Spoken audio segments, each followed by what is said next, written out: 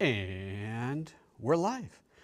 Good morning, good afternoon, good evening, everybody. Welcome to PhotoJoseph's live show, sponsored by YOLO Live, being streamed on the YoloBox. And today, if you saw the pre-show, the little top down, there's a little addition in here that I'll bet you're surprised to see. But we'll get into that. First, I can confirm the audio is good. I'm going to take these off because there's a thing that I used to be able to do when I did live long ago in a galaxy far, far away, and that was to self-monitor very confidently. I had great monitors. They're actually right here. They're very nice. They're very expensive.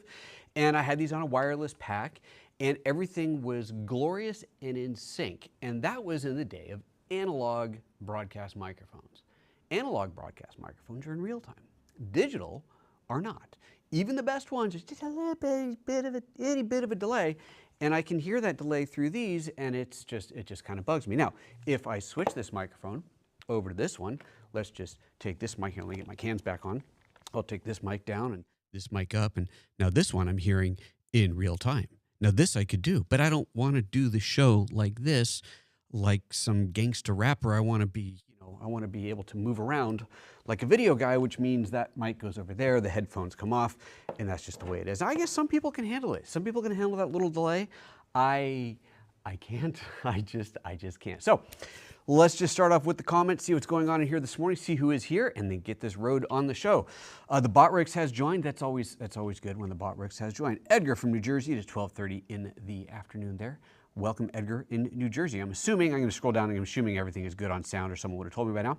So we're just going to assume and move on. New Jersey, yes, you are an hour closer to me than usual. So just to I'll repeat what I said the last show. The show is, I'm in Central European time zone. I would normally start the show at 6 p.m. I've been was debating, should I start it earlier at 5 p.m.? That would put it at 7 a.m. West Coast. That seemed a little too early. Or was it 8 a.m.? Whatever. I decided to go 5:30 my time. The same month I decided that, or same show I decided to do that, y'all in the United States went and changed their daylight savings time thing and shifted forward an hour, which brought you an hour closer to me. We do daylight savings this weekend. I think it's this weekend. So then we'll be back to our 6 to 9 hour time difference between the East and the West Coast in the U.S.A.s. And for the rest of the world, well, hopefully you know what time it is there. So that's the situation right now. So next show we'll be back to an hour later, but it will still be half an hour earlier because I'm going to be doing this 5:30 time slot. I think it's a better time slot.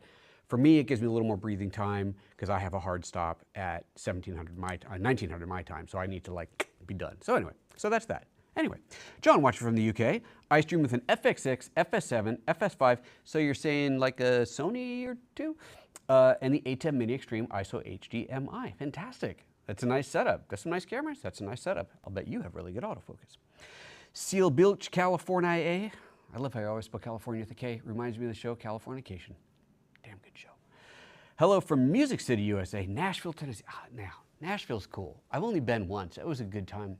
Once? Maybe twice. I think just once. Good time, good music, good bars, good scene. I do like it there. That's a place I got to get back to for sure. I better turn my headphones down or there's going to be a little echo. That one. I will explain why I have this there. Don't you worry. Don't you worry. We'll get to that. Then we've got, let's see, Malta G. Oh, and Malta, you've been very, very chatty on the comments throughout the channel, and I appreciate that. It is always nice to see a recurring name coming up there. Thank you for that.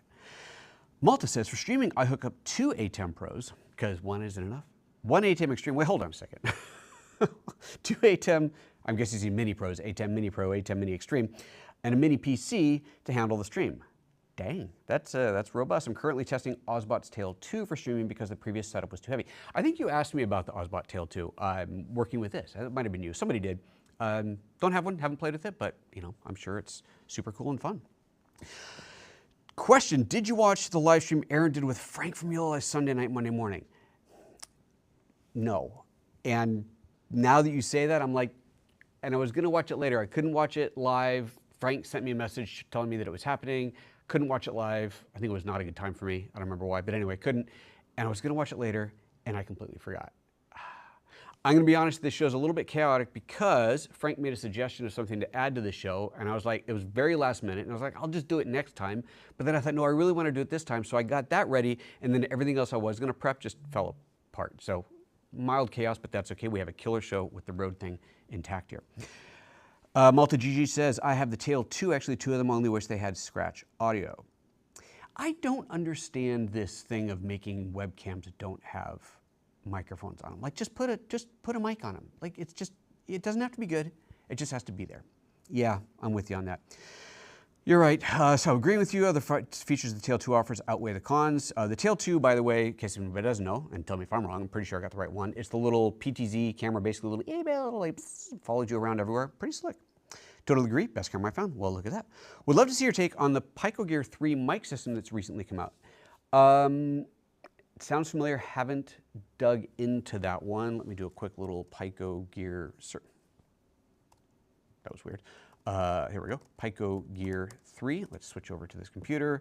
See what we're looking at. Pico Gear 3 Pro. Pico Gear 32-bit wireless. Pico, we're going to assume this is the one.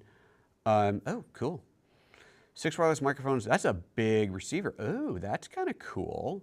The world's first 8-channel, 30, if that's the one you're talking about, 32-bit wireless recorder. Slick. Well, I am going to NAB, so I will hopefully see that there. That's cool. Wow. Fancy. That's pretty neat. Let me know if that's the one you're talking about. If not, I'll look up whatever it was you're talking about, but that's really cool. Really cool. Do you have used cameras like those for sale? I don't know if that's for me or not. I don't. So if it is for me, then I don't know. If it's not for me, then just at the person you are actually asking. It was excellent. You should really watch. I will. Okay. Thank you. I will. But Aaron was in China, right? He told me about it a long time ago, and then I kind of forgot. Whatever. I will watch it. I doth promise you. Okay. There is the morning comments, the quick comments out of the way. Let's turn that off.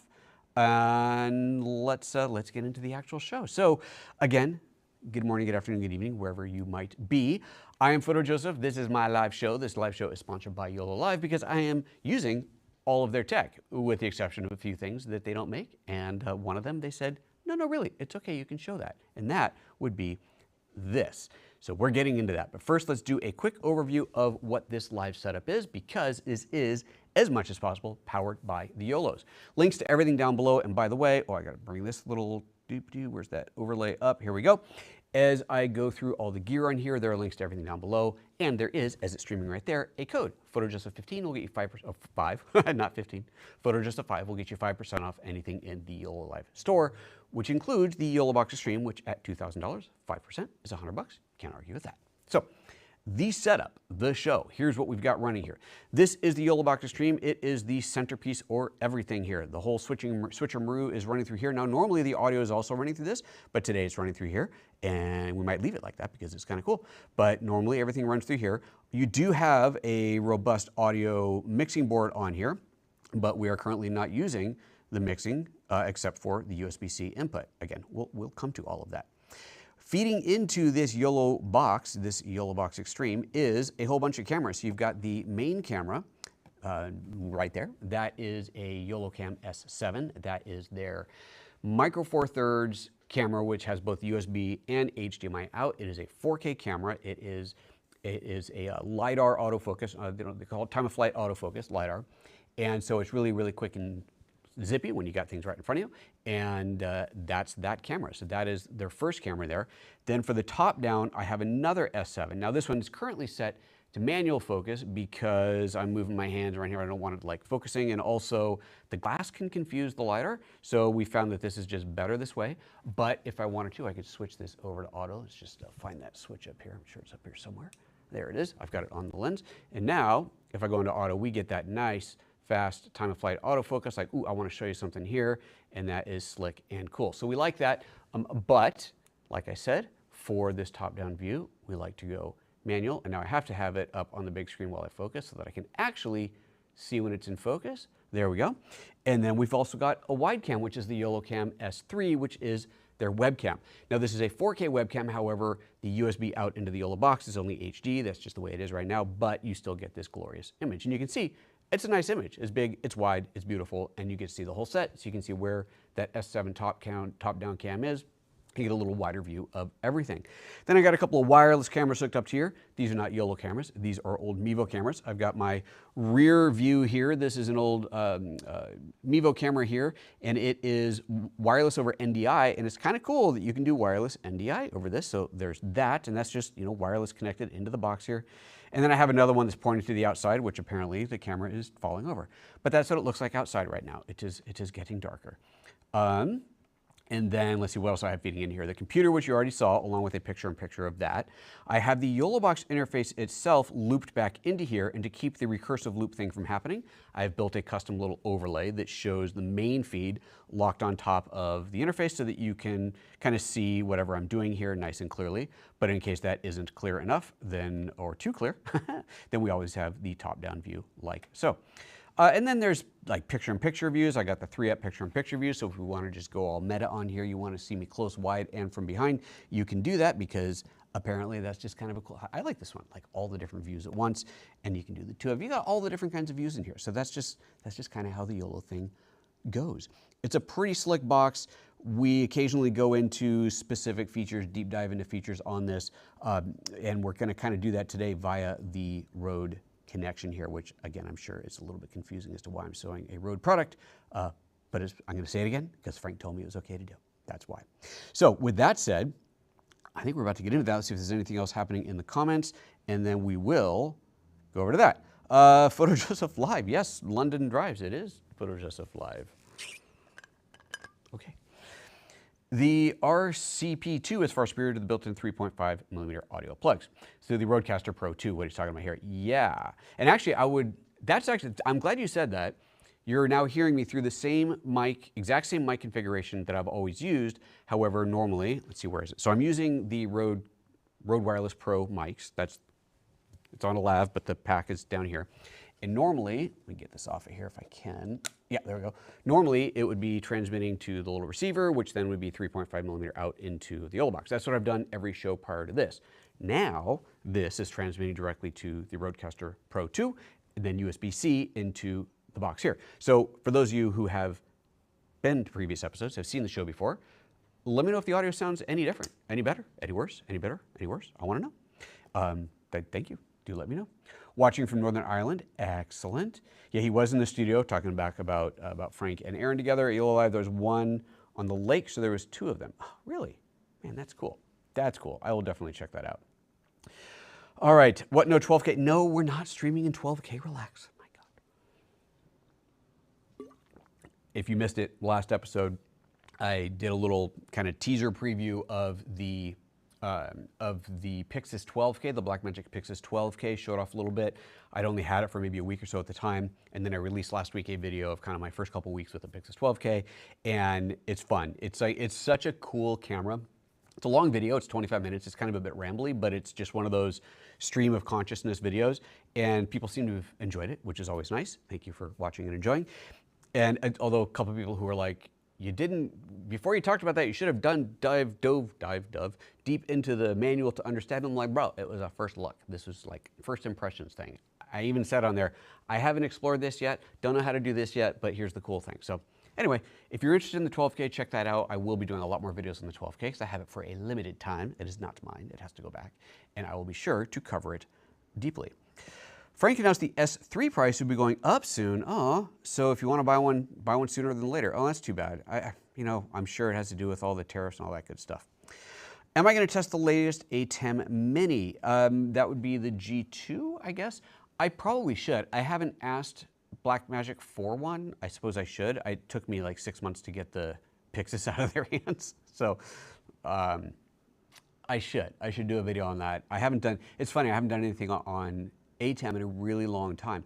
I think there's a point where you get, as a YouTuber, as a streamer, as a whatever the heck I am, you kind of get bored with a certain type of tech, and I covered A10s for so long, and the upgrades, the changes were largely incremental. You know, there's a little nice feature added here and there, but nothing like mind-blowing in the streaming space. When they did replay, that was a really big deal. And so I did a really in-depth video about that. When I figured out how, well, not on my own, but when we figured out how to do the whole ISO, the ATEM ISO project that goes into Resolve, but then matching that with any camera's internal recording, that was a huge deal. So I did a big video on that. And obviously, as far as Blackmagic goes, now I got the 12K, so I get to play with that, do a video on that. But I really haven't done anything on ATEMs in quite a while. I've been covering the YoloBoxes a lot, been covering the Rode gear a lot. It's just been more interesting. I don't know, I think Blackmagic it got a little boring, can I say that? With their streaming stuff. They need to like pick it up, you know? They built that, they made that category of consumer streaming hardware that rocked for cheap. So, you know, you think they would, I think they do it. Anyway, and someone watching from Cape Verde in West Africa. Very, very nice. Curious what all BMD will be releasing for NAB. Yeah, they usually have a very boring product release just before NAB. I mean, really? Is it boring? They usually have like a 3-hour-long live show where they show off all their new things, and Grant spends 3 hours talking about what should take 45 minutes. But there's usually some pretty cool stuff, especially in the camera space. And I'll tell you one thing I do think they're going to announce there, I'm hoping, is the phase detect autofocus update for the Pixis 12K. They've released a beta for the 6K. That's out right now. If you have a Pixis 6K and you want to put PDAF on there, you can get the beta firmware, so that's cool. But they also almost always do something pretty significant for Resolve, which obviously as a Resolve editor, I'm always excited to see that. So that's all good. I think the ATEM G2 is interesting, the Thunderbolt edition. Yeah, the Thunderbolt edition is, of course, it's cool. If you're doing replay, then that certainly makes sense. It means you don't have to have a separate I/O box. Love that. but it's like it's the same box with a few new features. You know, you're just not, it's hard to get excited. You know what I mean? It's just hard to get excited about it sometimes. So that's that. Oop. Let's turn off the comments. Okay, let's talk about, not that, let's talk about the elephant sitting here in the room. And I suppose at this point I should do this. I should go over here and say, this is the YOLO segment. Oh, actually, oh, you know, here, hold on a second. I'm gonna do that again. I'm gonna do that again. I gotta make sure I get the right one here. Let's get the right effect. Is it gonna be, I guess we'll go with this one. YOLO segment. I forgot to turn my own headphones on, so I didn't even know what I was hearing there. But that was right. The YOLO segment. There we go. Cool. Okay, enough of that. That's too much now. It's like a kid in a candy store. I mean, really, sometimes it's like I'm 12. It's just, it's true. So this is the RØDECaster PRO 2. This is an audio interface, an audio mixer, very popular with podcasters.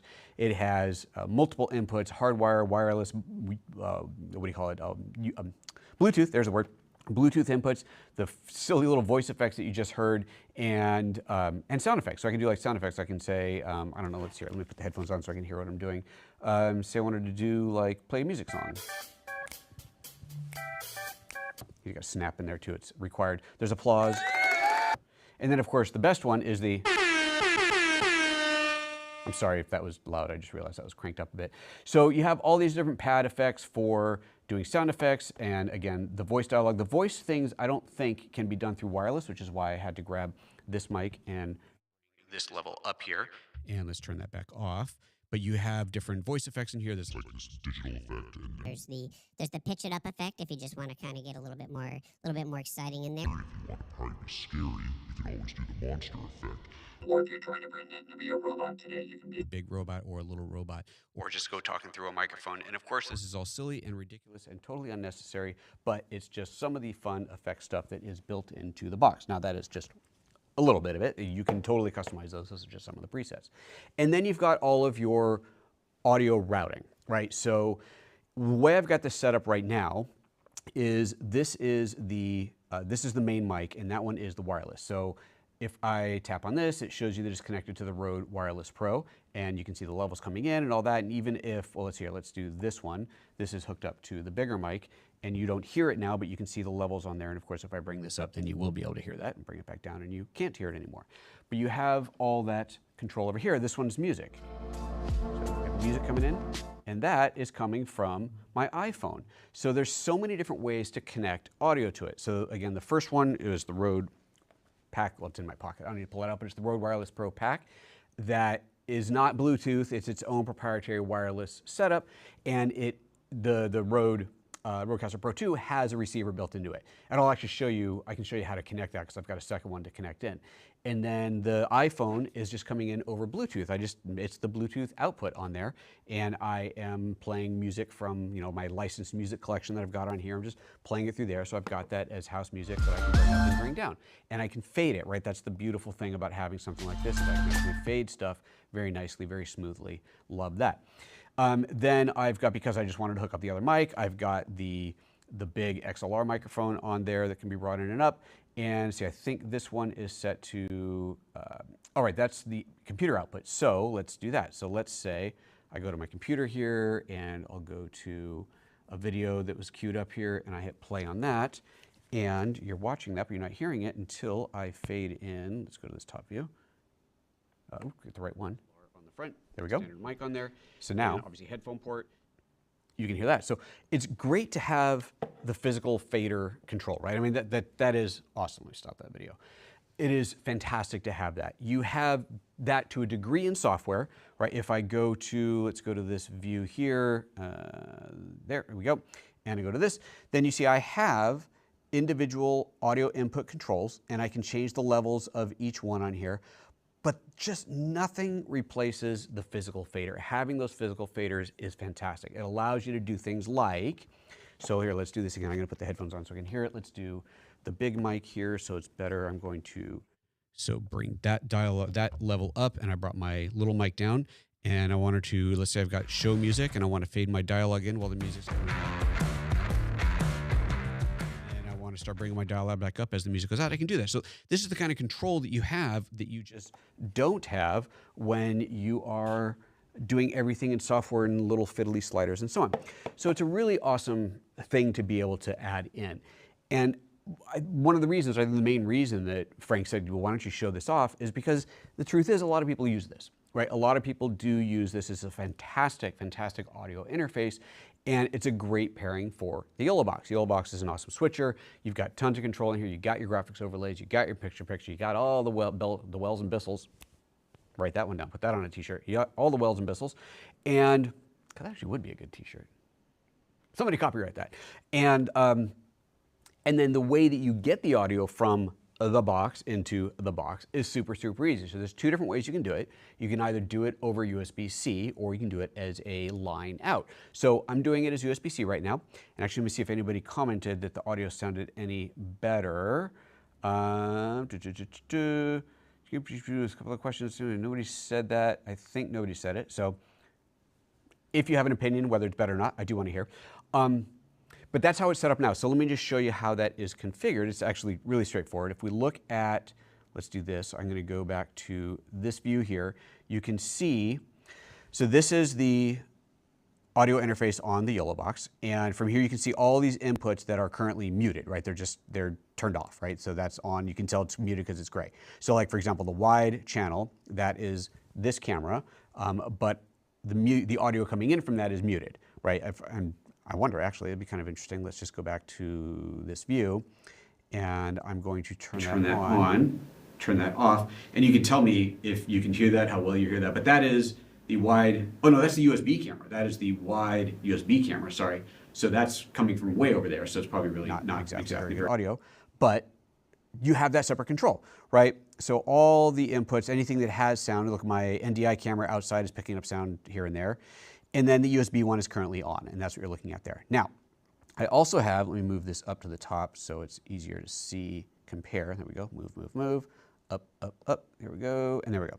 So I also am feeding in the line level of this. So you're getting both USB-C and line level from the box here, from this box. I'm feeding both in simultaneously, just so we can show how they're configured. But you can see USB-C is on. Let's go back to this view. You can see that USB-C is on and the line level one is off. So there's line level and there is the USB-C level. So to do USB-C, it's dead simple. It really could not be simpler, right? All I got to do is take I found some web results. Hey Siri, nobody asked you. Siri, what did I say? USB-C out, so one of these USB-C outs is plugging directly into the input on here, and that's it. Like literally that's all you have to do. Plug it in, and that's it. To do analog audio, so let's just say, I don't know, your USB-Cs are tied up, or for whatever reason you just prefer to go analog audio, then what I've got is, you can kind of see down here, I've got, and you could probably do this with one cable, but I've got a 1/4 inch, so stereo split 1/4 inch, left and right 1/4 inch, that's going to a 3.5 millimeter stereo input on here. And I did have to, let's see if I can remember where to set this. Went into the settings, went to outputs, went to monitor, and I set it to fixed output level. So that is now set to basically the line, it even says here it's line level. Monitor output level will be set to line level and cannot be adjusted. So it's just a single level output that is now coming into the YoloBox. So you can do it either way, right? So you can do line level on an analog line, or you can just do it digital over USB-C, and then there's no levels. It just is, and then you adjust your levels on your faders. So super, super simple to set up. And I think it's a really great way, and I'm really glad that Frank said to go ahead and show this. Rode obviously is a competitor for their video switchers, but they make products that pair beautifully with the YoloBox. So thank you, Frank, for letting me show that today. It's pretty slick. So I'm not going to dive any deeper into the RØDECaster PRO itself. I did want to show you one thing, how easy it is to configure the wireless mics on here. So let's go back to this view. I left one of these banks open. Yeah, this is it. So this, yeah, this is the one that's open. Okay, so I tap on here to configure, and right now it's set to a USB input, but that's not what I want. So I go, let's see if I do this right, go to here, yep, and set it to wireless. And wireless 1 or 2. I think 1 is what's already over here, so I'm going to set that to wireless 2. Tap OK. Okay, great. So that's wireless 2. It says no device paired. So I'm going to take the other wireless mic out of here. There we go. That's my second one. And it says pair new device, and this is powered on, and press the power button once more. So I press that, and just like that, it's connected. Like that's it, literally that's it. And now that mic is connected on there. It couldn't be easier. It's such a slick workflow. Very, very cool. So if you are doing a podcast table, you got 4 XLR inputs, you can set nice podcast mics. If you just want to do a more casual interview, a couple of wireless, dead easy. You don't even need receivers. The receiver's built in. It's just a really nice setup, and pairing that with the Extreme is chef's kiss, way to go. So there you go. So there's that. All right, let's go back to the comments and see what else is going on, because there was a lot going on in here. Someone said they have 17K camera now. I know. I'm like, seriously, Blackmagic, how many Ks do we need? No, that's crazy impressive. I'll have to have a closer look at that in NAB. That is pretty cool. The G2 is only, we're talking about the ATEM, is only HDMI inputs. I prefer more SDI. I thought, didn't they do a G2 that was half and half HDMI and half SDI? Or am I thinking of a different ATEM? Pretty sure I saw that somewhere along the way, but maybe that was not the G2. The products are exciting, but the presentations are boring. I mean, look, I think Grant's enthusiastic, and he does a good job. It's just he needs to be more concise. I don't think he watches my show, so I can say that. I'm probably going to run into NAB and be like, oh, PhotoJoseph, I'm meaning to talk to you. Actually, if I see him, I'm going to like give him a hug and a big wet sloppy kiss, because they finally put ProRes RAW support inside of Resolve. So I am a happy camper. I have been asking for that, as have many others, for many, many, many, many, many years. I've had many dinners with Blackmagic people. I have had unbelievable amount of conversations where I think they're just humoring me. They're like, oh, really? That's interesting. Why would you want that? Please tell me more. We got it. I'm happy. Do you have a tethered photography setup video? Not anything recent. So I did a short recently about it, because I decided to, it's kind of funny short. I have a top-down rig. Let's see, can you see it from my rear wide shot? I don't think you can. Yeah, you can. Okay, see the blue thing over there? That's the tabletop right now. That is my top-down rig. You can just kind of barely sort of see. I need like a laser pointer here. You can kind of barely sort of see the camera over there. Anyway, so I use that for my like thumbnails sometimes, or if I'm doing just top-down handheld B-roll product video kind of thing, swap out the backgrounds, that sort of thing. But photography for thumbnails primarily. And I'd always been doing the take the picture, take the card out, run over the computer, load it in, copy it in, look at it, decide it was not right, come back, repeat, blah, blah, blah. And then at some point I'm like, tethering? I'm smarter than this. Tethering. But my computer's really far away, like 10 meters? Yeah, I think that's what it measured out to be, like 10 meters away. It's too far. It's a laptop, so I could take the laptop, bring it over to this desk, but like, you're gonna, every time I'm gonna do it, I really wanna haul that back and forth. And then I remembered that I had a pair of cables from Tether Tools. And Tether Tools is a company that just makes gear for tethered shooting, hence the name. And they have a, I think if I'm remembering the numbers right, there's a 5-meter tethering cable, and then they have a 5-meter extension cable, which is, it's got like a big, huge honking connection on it, and it's not powered, but it does something. Anyway, well, I tried that out, and I hooked it up, and it worked. So what I have now is this big old 10-meter bright orange cable. It's bright orange, love that. Bright orange cable coiled up on the side of my desk, and when I want to do a little tethered shooting, I just plug that into the computer, or run the other end over and plug it into the computer, and it has these nice little magnetic like hooks on it to hold on to keep the tension off of the cable. And because I'm shooting on Lumix, the only cameras that, or the only software that properly supports Lumix tethered shooting is Capture One. I'm not a Capture One shooter, so what I do is use the Lumix Tether software. That pulls in the images, but obviously it's not an image editor. And then I have Lightroom Classic watch that folder. So it's a watch folder setup. So it does take a little bit longer to get the image in, but I take the picture and it obviously shows up eventually in Lightroom Classic. So I did a short about that because I was so excited that it was working in this long tethered cable. And the number of people are like, are you out of your freaking mind? Why are you doing it this way? The cable's dangerous. That was mainly people's concern. Like, you're going to trip over the cable. I'm like, it's bright orange and I'm not an idiot. So I'm going to try not to trip over my cable. People saying you should be doing it wirelessly. No, that's slower and more tedious, and the connection always fails, and it's too much like hard work. No, this totally works. So I have a short to answer your question, very long answer to a very short question, but I did a little short on it. I could do a longer, more detailed one. I did one like forever and ever ago. We're talking probably 6-7 years ago. If you search my channel, you'll probably find that. But I could do another one. If that's something you want, let me know. Here's your assignment. If you want this, I want you to find the old video, watch that one, and then comment and say, can you do an updated version of this? That'll be the cue. Thank you very much. Okay. The autofocus only works with the Blackmagic Design full-frame 6K cameras as of right now. Wouldn't put it past them to do something for the lower tier. Well, they started with the Pocket Cinema cameras, right? That was the first ones to get it. I'm pretty sure about that. 6K BMPCC. And then they just released a beta firmware update for the Pixis 6K. And that was only a few days ago. Maybe last week, at the beginning of this week, something like that. So that is out now in beta. I'm hoping the 12K is going to get it. At least I hope it comes while I have the 12K, because again, it's not mine. It has to go back at some point. Hopefully it'll happen while I have it, because that would be a fun feature to talk about.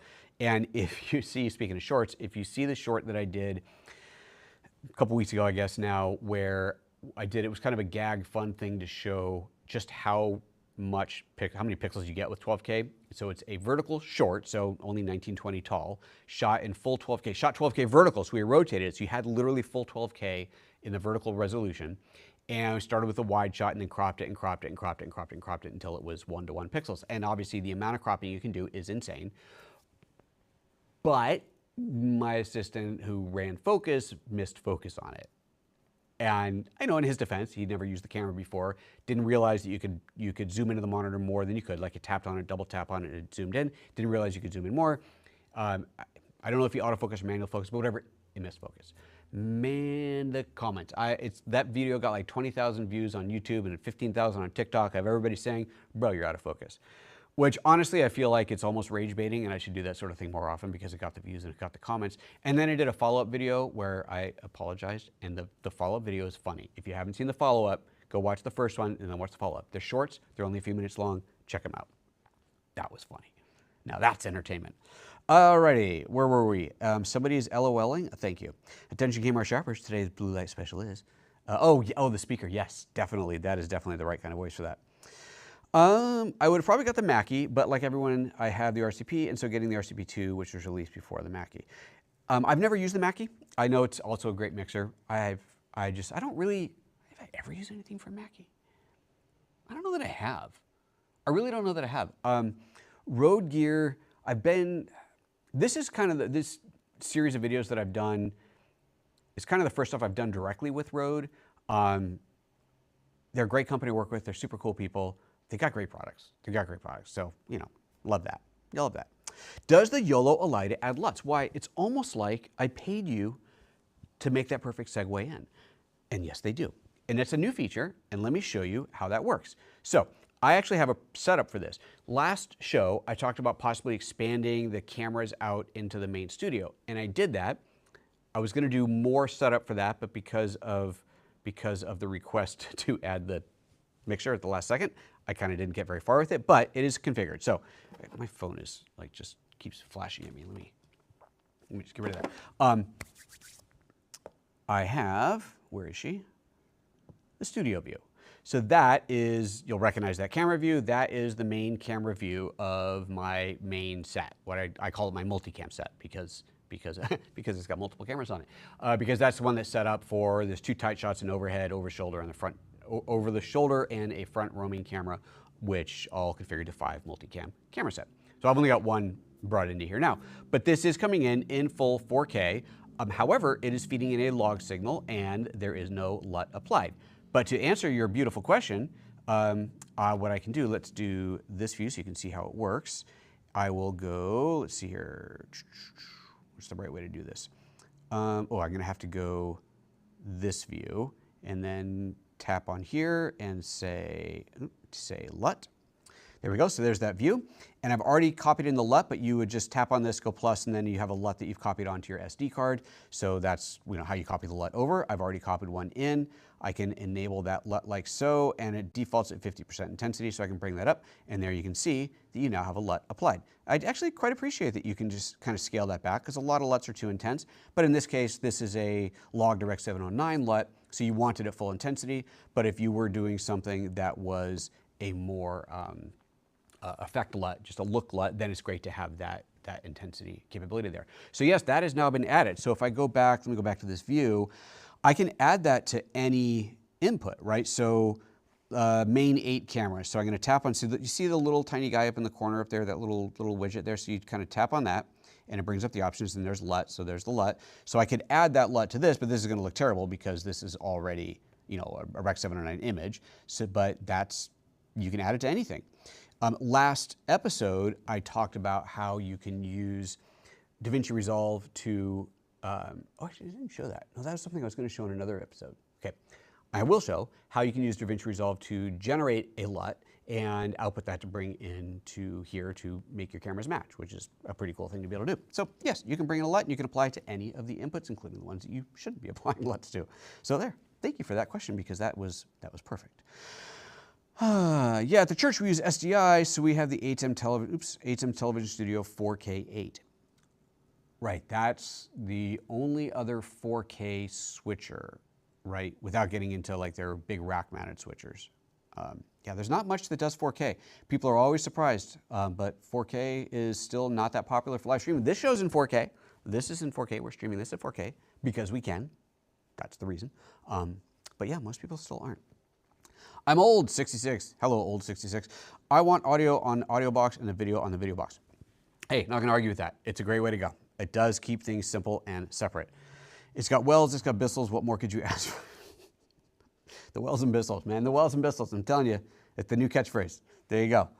Welcome. Oh, you know, like some YouTubers call their viewers or their followers or whatever, like, I don't know, my little monsters or something like that. Y'all are my bells and whistles, my wells and bistles. That's what you guys are. You are my wells and bistles. Welcome to the show, my little wells and bistles. No. I know the USB connection is better because I use high-end mics that you can't plug into the YOLO Live. Well, there you go. I mean, there's that, right? If you've got an XLR mic like my PR40, my beloved, trusted PR40, love the sound of this microphone. It's a lovely, lovely. It is a lovely sound. This microphone is glorious and fabulous, but I don't like doing a live show where I have to be swallowing the microphone. It's just not my way. Now, if I was doing a podcast and I wasn't moving, then this would be the way to go, but I don't, homie don't play that. So we go back to this route, and I'm on the wireless mic, and that's the way it is. I probably shouldn't do that. It's probably like disappointing. You hear that glorious sound, and then you go back to this, but it is what it is.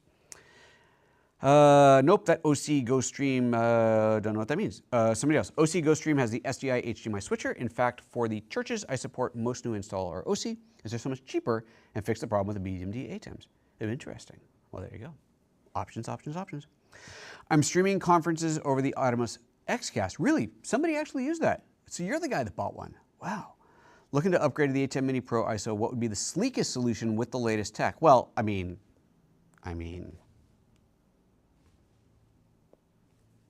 is that a little bit too, a little too glad-handing? This is a fantastic option. Look, it's not the only option, right? The show is sponsored by YOLO Live, obviously. I do like the box, or I wouldn't be streaming with it. It is an incredible box with an incredible amount of features, and one of the coolest things about the YOLO Live ecosystem is how many upgrades they add over firmware, and how they can add firmware updates over firmware. Because it is essentially an Android box. It's a box with a bunch of IOs. It's a computer with a bunch of IOs and a big, huge screen running Android, which is then in turn running their operating system on top of that. Because of that, it can be turned into anything. Unlike a ATEM or a RØDECaster where you have all these physical sliders and buttons, those physical sliders and buttons are always going to be physical sliders and buttons. Whereas, you know, if you want, like, okay, here, just perfect example, right? Here we have 1, 2, 3, 4, 5, 6 faders, right? Well, like, physically I could fit another fader in here. I mean, we took like a, 5 millimeters off of each one. We could fit another fader in there, but you can't because it's physical, right? Whereas in software, if let's say you had a fader interface like, let's do this. Let's go to this view and go to this view. Let me turn this off and go to this view here. So here I've got a nice big fader view, right? And if I wanted to add another fader in here, well, it's just software. So we can totally add more. We can make it smaller. We can rearrange it. We do anything we want to it. That's the beauty of a software format. Hardware format, though, physical sliders, physical things, that's tactile. That's very nice. Neither is right or wrong, but there are definitely advantages to both, and especially advantages to having that ability to kind of rewrite the software and do whatever you want. So that's what makes the YOLO Live box so cool to be able to use. That said, obviously the Rode boxes are very good as well. The ATEM boxes are very good as well. You just need to look at all the features and decide what really makes the most sense to you. So there is no easy answer. When people say, which one should I get? I'm like, how much time you got? How? I run sound for 50 years, so I run so many massive mixers. It's not even funny. Huge Yamaha mixers. Oh yeah, I sold that. I sold my big Yamaha one before I moved here, but I do have a Yamaha in rack-mounted one that hasn't been used since I moved here, even though I did put it back in the rack for some reason. I have 4 switchers for my live stream. I think the YoloBox Ultra Extreme are the best boxes. Well, there you go. Look at that testimonial for you. You picked the best tool for what you're doing. At the churches, we had to have SDI, and that is a not uncommon thing, right? SDI allows you to run much, much longer cable runs than HDMI. It's much cheaper to run. You can build your own cables. SDI is awesome. It's mono-directional communication, so if you need to communicate with the camera, then which you can do over HDMI, so like the Blackmagic Pocket Cinnamon cameras, you plug, did I say cinnamon? Cameras, you plug those into an ATEM, and from the ATEM you can control the camera, and obviously the camera is sending video back to the ATEM, but that only works over HDMI, or you got to dual SDI it, and that's real pain, because you get a box that converts. You get the Blackmagic bidirectional 12G, is that right? Bidirectional 12G HDMI SDI box, I think that's right. And you have 2 of those, one on each end, and you're basically converting HDMI to dual SDI, or dual SDI run to the other box, converts it back to HDMI, but then you can run the SDI for really, really long. You can run really long fiber HDMI, which is awesome. I did a video about that quite a while ago, when kind of fiber HDMI suddenly got cheap. It was one of those things that used to be super expensive. The fiber was really expensive, and then you bought a receiver and a transmitter on each end that was super expensive, so it could be dumb, but it was, and then it got cheap. Like out of nowhere, suddenly you get a 50 meter, 100 meter, maybe 100 sounds a bit much, but you get really long HDMI cables for dirt cheap. Like $100, you get some insane length. And I have a couple of them because I did a show on them. And in fact, I'm running one right now. The one that is running into this view is a fiber HDMI cable. But fiber's fragile. You can't build it yourself. SDI is just kind of awesome. So in my own studio, my own setup, this camera is normally running HDMI into one of those 12G boxes, and then a single SDI cable that runs up into the ceiling, over the other side of the studio, and down into the rack, where it feeds into a multi-view, not a multi, what do you call it? The matrix, the switcher, I forget what it's called, but anyway, the Blackmagic multi, like a 40 by 40 matrix, and then from there it gets distributed into all kinds of other places. So anyway, SDI is definitely awesome. That was a whole lot of babbling for no reason. Cooking something for our next car shoot. Oh, what's up, buddy? Joseph. Excellent. Are you going to use the 12K? This is my buddy down in Croatia. Are we going to use the 12K? Let's use the 12K. Let's use the 12K. Talking about cables, the optical HDMI cables made me not switch to SDI. Well, yeah, there you go. I mean, if you can get what you need out of the optical HDMI, then that's great. Again, they are cheap now. They're fragile. You got to be careful with them, but they get the job done. Aaron and I did a live show. Y'all remember the first, what was it called? ResolveCon. So Casey Ferris, who big, huge Resolve YouTuber, probably one of the biggest on YouTube. He is based out of somewhere in Oregon or Washington, and he did ResolveCon. And the first ResolveCon was a live in-person event, which was also live streamed. And it was super, super fun. And he asked Aaron and I to go do the live stream for him.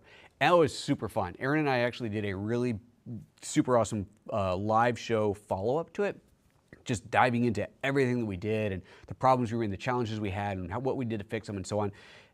That was the biggest thing that I think either of us have ever done as a live event. There were 2 of us running it. We had we were using the ATEMs. We were using what do you call it? Multiple MEs, multiple mix effects.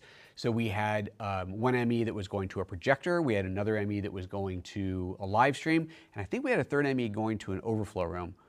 Could be wrong about that. But we had multiple MEs running. It was such a cool experience and event. And for that, we ran these super long HDMI optical cables. I think that's probably why I have a couple of them. So yeah, that was killer. We also ran SDI, but there you go. Anyway, it is what it is. Oh, Omar, you're here. I was wondering if you're going to show up. You're late. That's okay. I also started early today. We're all getting used to the new time. Also, I don't know if you've switched times, summertime yet or not. I know we have. Oh, let's see here. Not a fan. Oh, here we go. Matt Ruff says, I'm not a fan of the RCV. That's the RØDECaster Video S or Core. So that's the RØDECaster Video. They have 3 models. There's the original RØDECaster Video, which is an 8 input, the RØDECaster S, which is smaller, which is 4 input, and then the newest one, the RØDECaster Video Core, which is the same as the S, but without any buttons. So it's just the I/O box itself.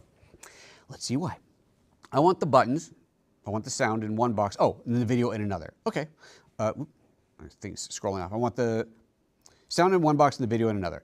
At the church, the sound guy has to, at the church, okay, the sound guy has to deal with 40 mics. The video guy has 8 inputs. 40? 40? That's a lot of microphones, man. Dang. Well, in that case, yes, you definitely need a separate audio mixer. Yikes, that is a lot. Well, what you have with the Core is you can have this and then attach to the Core. So the Core becomes your video box and this becomes your audio box, and they can be run. The Core can be controlled from this, or it can be controlled via computer software. That's that. Okay, that's all I have to say about that. Have you had a chance to play with the Pixis in the ATEM workflow? No, I have not done that yet. I live streamed with the ATEM, learned all the ins and outs from your guides. Thank you very much. 3 Blackmagic Cinema cameras and a Blackmagic Ursa broadcast. So what would I get from the Pixis? So the Pixis doesn't have HDMI out. So there's not going to be any camera control over the Pixis, I'm assuming. Interesting question. There's no USB video input. There's no HDMI. I'm going to assume, tell me if I'm wrong, I'm going to assume that there's no camera control like you get with the Blackmagic Pocket Cinema cameras from an ATEM. So other than just being a big, beautiful source, I don't know what advantage you would have to working with it. But tell me if I'm wrong. You know, this is the first time I've even considered it, so I'm not really, I may not be thinking it through all the way, but I haven't done anything with it, and I don't think there would be a way to control it. Do you need converters when using optical HDMI cables? No. In fact, here, let's just do this. Let's go to the overhead view, and we'll even turn on the focus of autos so that I can get this nice and close. And I'm just going to unplug, get the right one, unplug the optical camera. This is the optical HDMI. It's fine. Let's focus. Hello. Yeah, too close. Come on, you can do it. Where are you? Come on, phase. There she is. So it's an 8K capable cable. This is, it's a little bit bigger box than you might normally expect, but the optical to analog or digital or whatever converter is all in this. And they are omnidirectional. So, well, okay, that's not entirely true. Interesting. So you see this says display on it, and the other end of it says source. I just said it's omnidirectional because it says that, but that's not actually true. You can, and I remember this was a thing that I had run back when I first did the video on this, you can control a Blackmagic Pocket Cinema camera using an optical cable. So there is bidirectional communication. So I don't know why for the primary communication it's one way. Maybe it's a bigger bandwidth one way than the other. That actually could be. That would be totally logical because you want all the video bandwidth going this way, and then maybe it just leaves a little channel of bandwidth going back. So that's why the direction matters. Whereas a regular HDMI cable, it doesn't matter which end is which, right? They're all the same.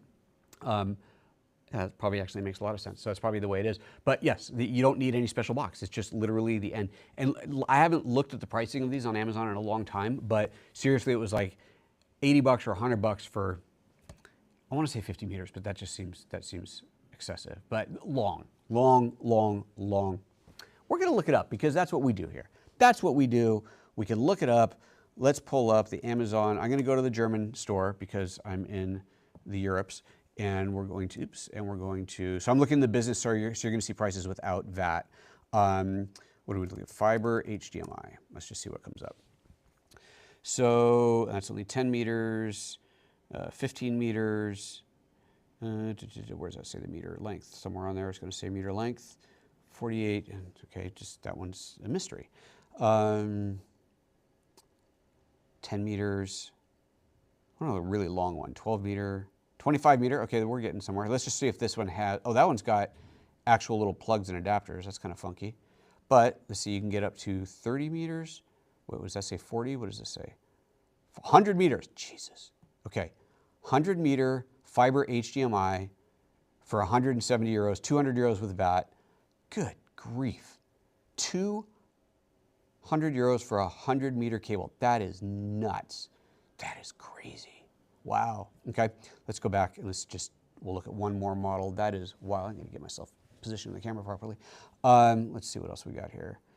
5 meters, 15 meters. I'm looking for a long one. I guess we just grab any one. Let's use one that doesn't have adapters on it. I heard this one looks like it might have a long option. Here we go. Okay, here's another one. 75 meters for 95 euros. I mean, 80 euros without VAT. Look at that. So there you go. I mean, it's cheap. For that kind of duration, that kind of length. Wow. Oh, this one has a 4K or an 8K variant. Let's see what the 8K variant, what does that jump it up in price? It barely does. 95, isn't that the same? Isn't it also 95? Yeah, same price, 4K or 8K. Okay, so I don't know why there's a difference, but there you go. The 8K you can get up to 100 meters, and that's 130 euros, including VAT. So without VAT, it's even less. Like, that's nuts, man.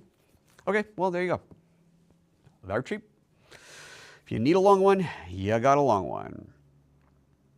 No, there have standard, oh, someone's asking a question. Hello, everybody's saying hello to each other. Excellent. Hi, Joseph. Hi. I watched your educational videos and really learned lots of knowledge from those. Excellent. Keep up the great work. Well, I shall certainly try. Thank you very much for saying so. All right, there's comments are going crazy here. This is awesome. It must be good. Where can I see how many people are watching today? Maybe the show's actually picking up.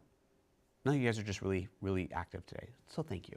We got to get more people watching. I guess I haven't been doing enough actual promotion of the show, so we'll start doing that soon. We're going to get some more viewers up because there's just not enough people watching live. Although you guys are keeping me on my toes for sure. Our church has 4,200 seats. That's a lot of seats. We're updating to the HM 4ME constellation, 4K. Nice. Unless I see something I like better, NAB. FYI, this is Nashville. We have over 30 Grammy winners as members. Of course you do. That's so cool. The U.S.A broadcast is SDI based as well, and the reference SDI input on the U.S.A allows you to control the camera from software control. Yes, including from the before lens. Can't speak to the Pixis. The Pixis only has one SDI input, output. It has timecode. It's timecode reference input. Let me grab it. Hold on. The reference would be for frame sync, but maybe it says time SDI in, and I just haven't paid attention. Let's see. It says SDI out, reference in, timecode in. So yeah, it's not going to be SDI in. The reference in, that is for syncing the start point of a frame. So if you are, doing timecode, everything has the same timecode, but when the frame actually starts recording, could be anywhere in that slice of time in timecode, unless you have reference, and then they are synced perfectly, which facilitates live switching, so you don't get any kind of glitchy switches. Not really that important for most situations, but if you're doing professional broadcast, it is. But it's also extremely important if you're doing any kind of 360, bullet time type work, anything with multiple cameras stitching together, then you got to have those frames locked in. So anyway, that camera does not have a SDI input, so I don't think that would work. Unless that reference import does work for that, which would be interesting. That's something I have to find out. And 17. 18. Okay. Let's go to the peak or the week. And I'm going to, I don't have questions prepared. I have one question that I was supposed to do. And Frank, I apologize, and I will make a custom video for you, Frank, just to do this because I know I told you I was going to do this today, and I realized just as I was about to go live that I didn't have it prepped. So last week I answered the question, here we go. I answered this question last week of how to stream to Kick, and I just showed the screenshot and explained to it, but Frank said I really wanted you to make an actual video about that so that I could make a short of that and show it and cut it and share it with people. And I forgot to prep that for today. So Frank, I apologize, and I will make a custom short video just for you, just for that. Okay, moving on. We're gonna do the pick of the week because here we go. Show pick, show pick time. Oh wait, I gotta do the mic thing. It's just too cool not to.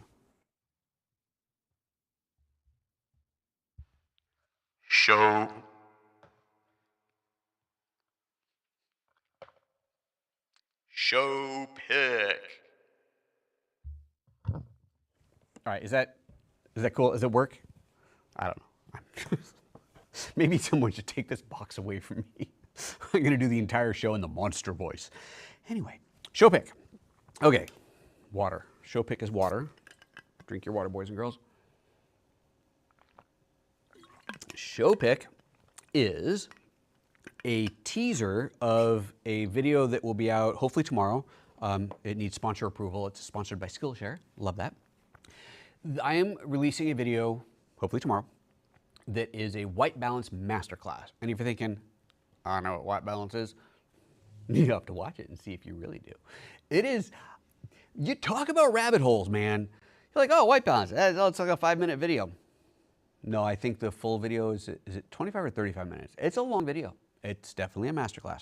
But anyway, in that video, maybe a little teaser thing here. This is something else I did a short on recently. This little guy here is called the Lit Duo 1. And it is a color meter, a light meter, a flash meter, a flicker meter, I don't know, probably meters like the fluctuations of Venus in retrograde. I don't know. This thing is so cool. This is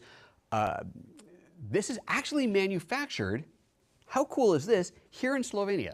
So the founder of the company, his name is Marko. He is from Slovenia. He now lives, though, I think it's in Sweden. Yes, he's in Sweden. This company, he's lived there for quite a while. This company is based out of Sweden. This started as a Kickstarter project 2 years ago or so. I backed it on Kickstarter. It was one of those, like, it's expensive, but it seems so cool and it's so much cheaper than traditionally buying a color light meter or color meter. And I decided, what the heck, I'll take a risk on it. Not knowing, I didn't know until a couple weeks ago when I sent Lit Duo an email saying, hey, do you guys have an affiliate program? So by the way, the link down below is an affiliate link. Thank you very much. So do you guys have an affiliate program? And he goes, hey, Joseph, I've been meaning to write to you. I saw that you were one of the backers. We know each other from way back when. And he explains the history. And I'm like, oh my God, you gotta be kidding me. That's so cool. So I've known him for a long time. And the guy's now making this cool product that I don't know why it's being manufactured here yet. We haven't caught up on that part of it yet, but it's being manufactured here in the country I live in, which is kind of very cool.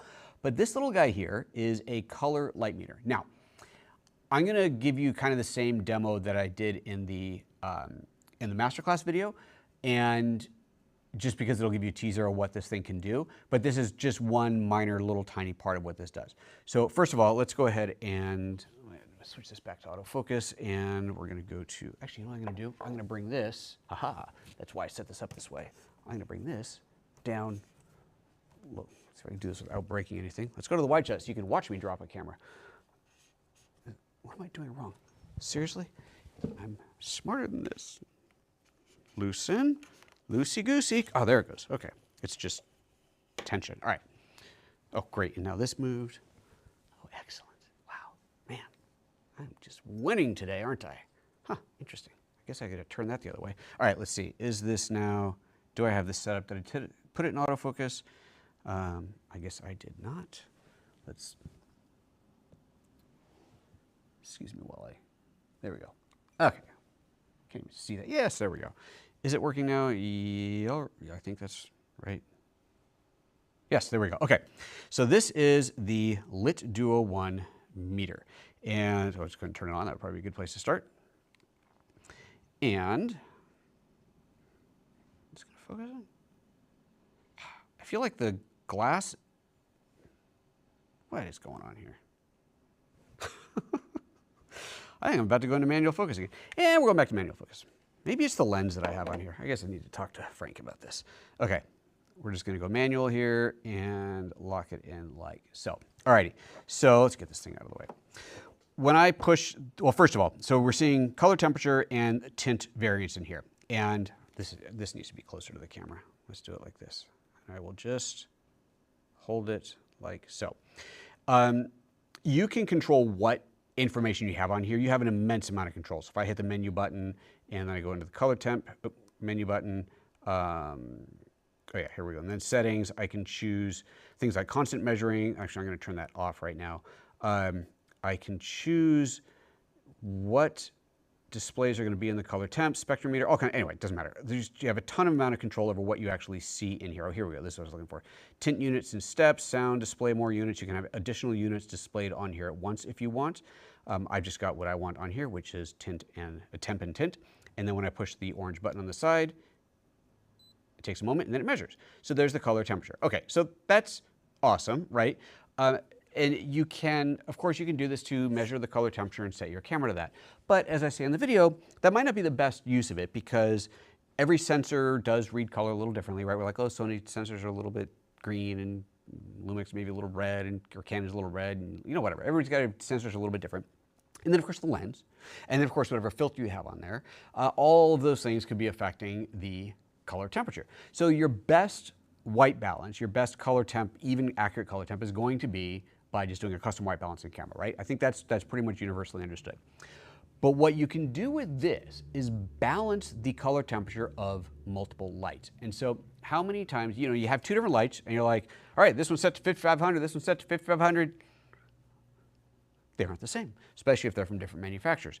So with this, what you can do is measure the color temperature coming from a light and then measure the color temperature coming from another light and adjust them until they match on here. Don't care what the light says. This is outputting 6000, this one's outputting 5300 plus 2 green, but now they both match. So that is where this thing comes into play. So this thing is insanely, insanely cool. You go back to this view again, just to show you some of the other things that it can do in here. Actually, I have the flicker thing is a new one. This was added in a recent firmware update. So if I go to flicker and measure, so you can see in here the frequency of whatever flicker I've got. And see, there's somewhere in here, I can tell it 66 hertz, 39 hertz. Somewhere in here you would see that it matches basically the light frequency that you would expect here in Europe. Target angle 180 degrees, camera FPS is 25. It's just so much cool information in here. Obviously, I haven't barely played with this, so I don't really understand totally how to read it, but there you go. Flash meter, photo meter, cine meter. So you're going to cine meter. What's your ISO? What's your shutter angle, and so on. There you go. That's how many lux you got. It's just all here. It's just so neat. So the color temp one, though, that's the main reason that I got it, so that I could balance those lights. So if I grab a, I was going to grab a little light. Oh, I know where one is. Hold on a second. Let me go grab that light. In fact, I'll do this. I'll turn this over to here because I'm going over there. And we're walking, and we're walking high, and we're walking, and we're grabbing. And then we're walking back, and we're walking back, and we're walking back, and we're back. I'm gonna have fun with having another camera over there. All right. So here, this is what I'm gonna turn this light on, and it's set to color. Let's get this out of. Let's get this out of a color mode. I switch it over to not RGB, no, not a scene, CCT, there we go. So color temperature, so we're gonna set this, is currently set to, the LCD is dying on this. So it's currently set to 5,000 degrees, right? That is what this is set to. And in fact, let me go to a different one so you can see the difference because that's too close to the light that's in the room right now. So let's take this up to 8,000. All right, so it's a little more yellow looking. This now says 8,000 on here. Now let's see what it says on here. Now keep in mind that this meter reading is potentially going to be affected by the other lights around here, but I'm just going to hold this right above it, hit it, and it says 55, 52, 54. So let me get even closer. I'm going to take the brightness up on this. Let's see here. You can see these LCD on this thing has seen better days, but let's go take it all the way up to 100%. So it's as bright as it can possibly be. There we go. 100%, okay. Now let's do this again. Should get a little bit more accurate reading. It's definitely blowing out that, but that's okay. I'm just gonna get that in there, do the reading, then I'll pull it out of the way. Okay, 6388, so clearly nowhere near the 8,000 that this says it's supposed to be. So now I go, okay, well, I've got another light. Let's just pretend this is another light. I'm gonna change the temperature on it. Okay. So we pretend this is another light now, and I bring this one in, and I'm like, oh, so I go and I run the test. Now I'm going to set the focus back down to here so I can just leave it on the table. Oh, what you can also do, which is quite cool, is I can go in and say menu, let's do constant measuring now. So that's on. Go close, back in. Okay, so now when I push the button, it's just going to continuously measure. So it goes over and over again. Now I bring this in. And it starts measuring that, and then I go, okay, well, now I need to adjust it. So then I take this one and I go, all right, well, let's just change the color temperature until it gets closer to that number that I want. And now I don't remember what the other number was, but you get the idea. As I change the temp, that updates, and now I can work towards getting my second light to match. So that's what this thing does. Let's turn off the constant. There we go. And this thing is slick. It is super, super cool. So link to this down below. There is a discount code down there as well, 15% off, a very significant discount on this little guy. Again, link down below. Love it. Super impressed with this. They keep adding new features to it. I am going to meet with Marco next time he's in the country, coming through my town. We're going to have a chit chat, and if the timing's right, maybe I can get him on the show. That would be cool, actually. I'll have to talk to him about that. That'd be good. Yeah, we'll try to make that happen. So that's my show pick of the week. Let's have a little look-see at the comments, and then we're going to wrap this thing up. Where are we? Here we go. I hate to admit I had to return my long arc HDMI cable after forgetting the sources on a specific site. Yeah, it's an easy mistake to make. You're like, it's not working. Is it backwards? It's backwards. Thank you for admitting. You're in a safe space here. I know you're a Lumix guy. Got any issues with S1 II? A studio wants 6K, and I'm mainly Sony guy. Are you asking if I've had any issues with the S1 II? No, the S1 II is my favorite camera right now. Look, I love the back Pixis 12K, but the S2 is my daily shooter. That has been, without a doubt, my favorite, the best Lumix camera ever made. I love that camera. And until there is a successor to the S1H, which was previously my favorite camera, then that is the top one out there. I am actually planning a 1 year with the Lumix S1 II video, which that 1 year will be coming up next month sometime. Probably right around the NAB time, so not quite sure exactly what I'm gonna do, but I'm gonna do something. But I love it. I really, really love the camera. My only, let's see here, real complaints about that camera. There aren't many. So it has timecode support over Bluetooth, which is an awesome thing that they added, and that's using the Atomos Bluetooth system. Older, previous cameras, the S1H, the GH7, the GH6, actually GH5, all the GH, I think, the S1H, what other cameras? GH5, all the GH5 ones, the GH5, GH5 II, GH5S, GH6, GH7. What other full frame? I'm trying to remember if other full frame cameras had a PC port on a PC input that's just that little tiny flash port that's not on the hot shoe, but just on the front of the camera, that is a very old school way of triggering flashes. So what Panasonic had done was they included with those cameras a little timecode, it's basically BNC to PC adapter, and you could feed timecode in through that. So you could use any timecode generator that output an analog signal, plug it in, and you had timecode. I love that. The latest cameras, the S1, S1 II, S1 IIe, and so on, do not have that PC port, so they don't have timecode support. But they added it with Bluetooth, which is great to have. It's just that Bluetooth is, it's a little bit more finicky, and it takes time to get the connection, and sometimes the connection isn't there, and it's not the same as a physical connection. So that, I do wish that the camera still had that. I mean, I know there's something else about it that I'm not super excited about, but honestly, I mean, the camera's fantastic. So S1 II for the win. Absolutely great autofocus, great colors, great resolution.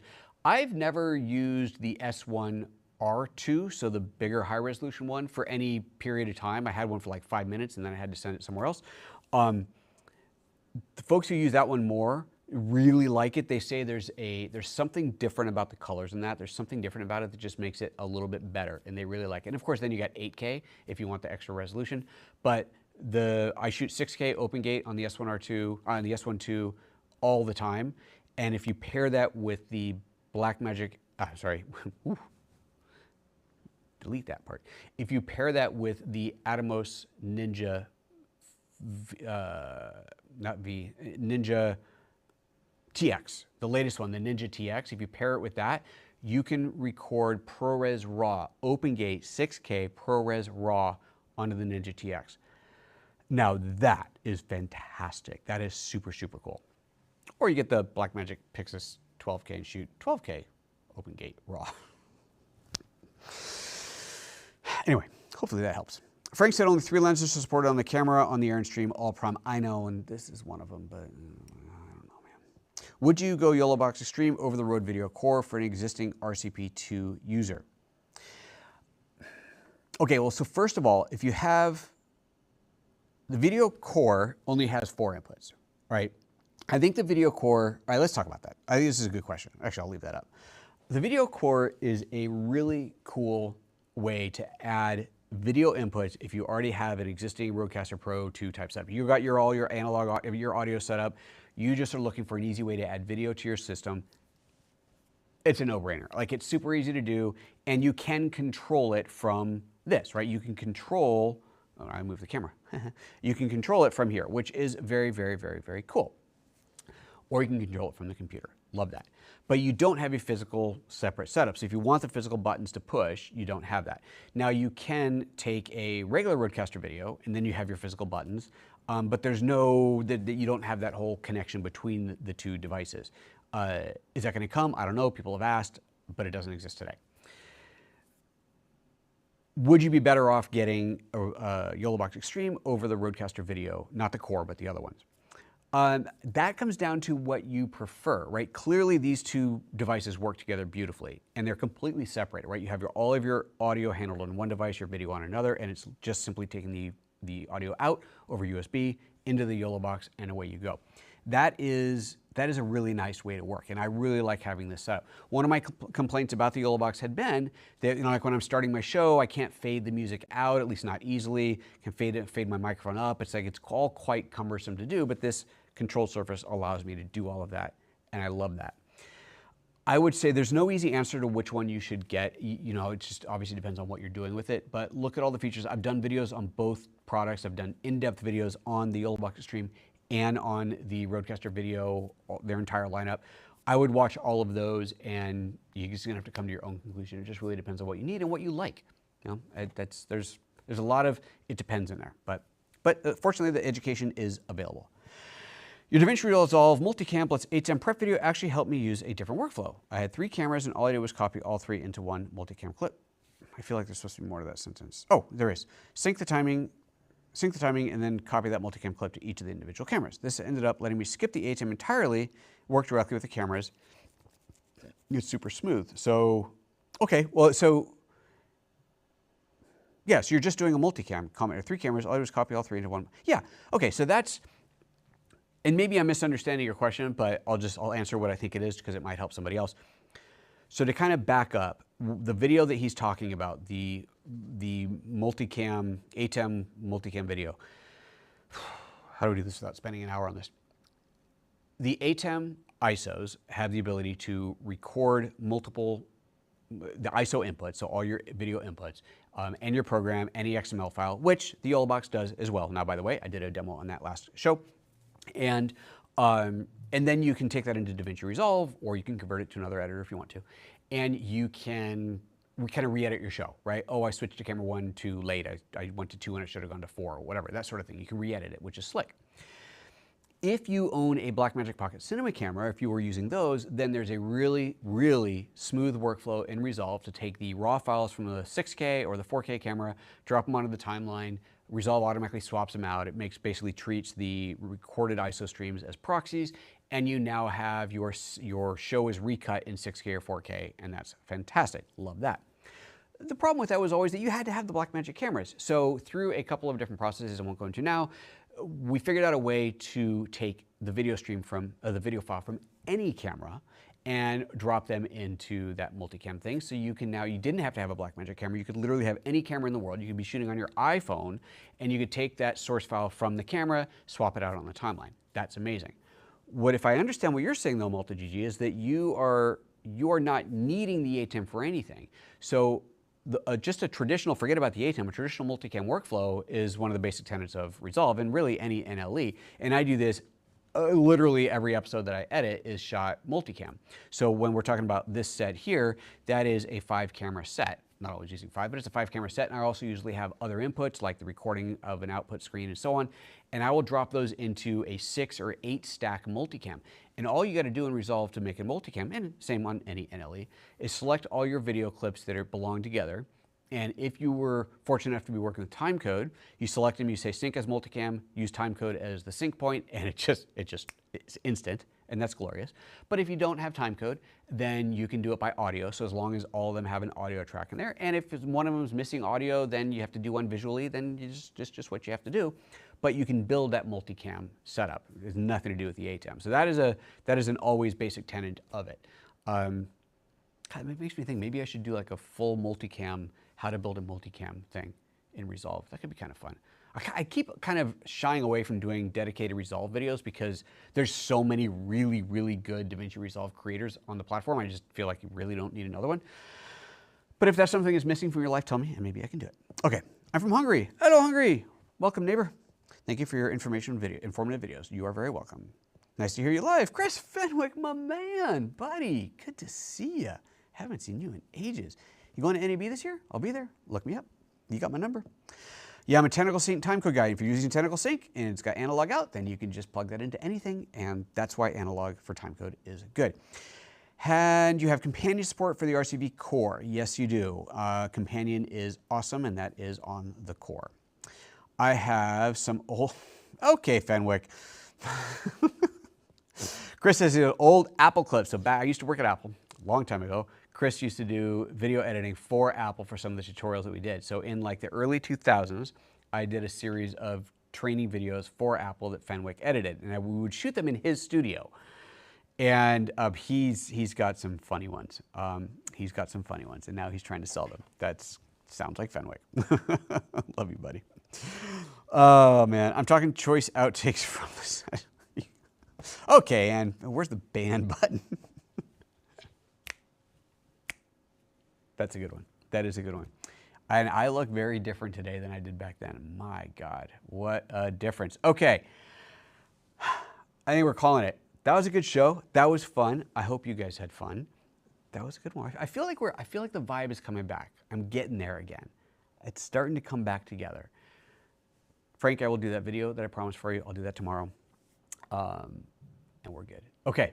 Thanks, everybody. Super thanks for tuning in today. Always good to see you live. If you missed any of it, obviously the replay will be out there. I'll add a couple chapter markers in, or anybody can do that, really. And we're going to call it a day. So thank you, guys. I'm going to put on these headphones so I make sure that I scale the sound properly here. And then I will figure out how. Oh, let's do a little. Where's the applause thing? A little applause at the end. I need to turn this off so I can see where my things are. Here we go. Here we go. See you later, folks.